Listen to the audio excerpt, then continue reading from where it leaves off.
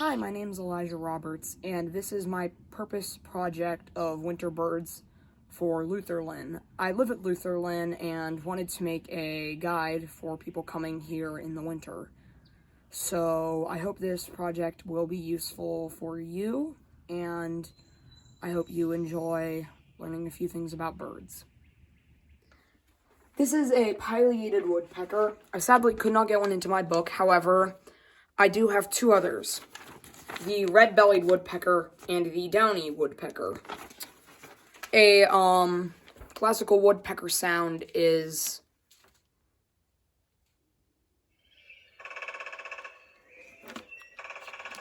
so that is a woodpecker hitting a tree, and they hit trees to not only make homes but also to find food. And all woodpeckers usually like insects and some specific sunflower seeds.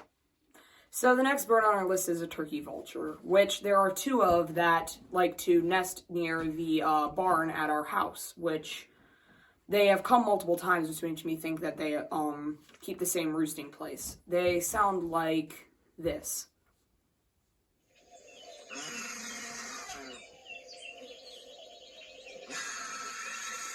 They have a very weird sounding screech, I guess. And they are also scavengers, which mean they do not kill their own food. They are sort of nature's recyclers. So this is a turkey, and turkeys are known for Thanksgiving. However, this is not the kind you would eat. The kind you eat are bred to be eaten because, surprisingly, these birds can fly and are very good at it. These are some turkey wing feathers. And there's actually a bit of wind that comes off it. And a turkey does sound like this.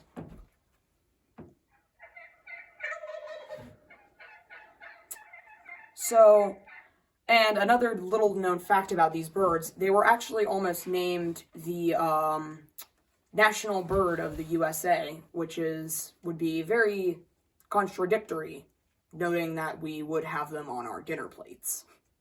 So this is a blue jay, which sounds like this.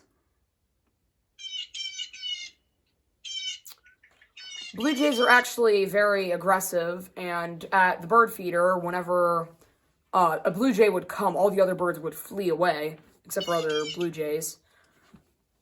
They also will eat other birds' eggs, small rodents, frogs, baby birds, and bones, which is very sad due to the fact that they are surprisingly meat eaters for being a songbird. This is a cardinal, specifically the female one. The females are darker colored so they can blend into the trees and not get eaten. The males are brighter colored, so if you're looking at this bird and thinking, I don't know what my cardinal looks like, no, you do. This is just a female one. And a cardinal sounds like this.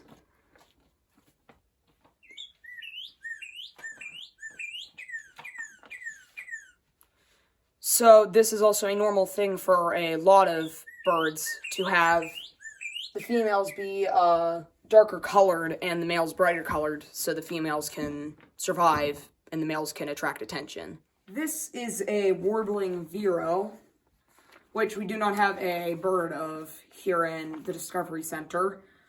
A warbling vero sounds like this.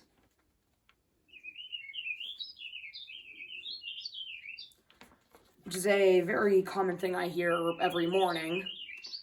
They really like grasshoppers, ants, bugs, other small insects, and they will also eat some spiders and sometimes a few snails. This is a black-capped chickadee. A black-capped chickadee sounds like this.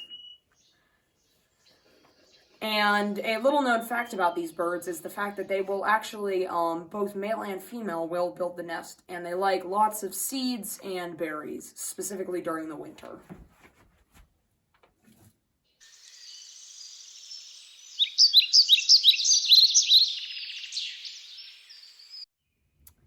So here is a good way to get birds to come to you.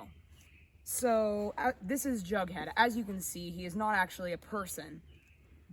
But if you put him out you can make one of these on your own.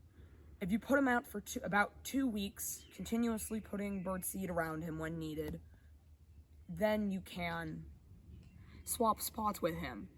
And the birds will be used to there being something there, so you can just put on the hats and similar clothing, and the birds will land near or on top of you when there's feed around. Thank you. I hope this inspires you to notice and appreciate the nature around you.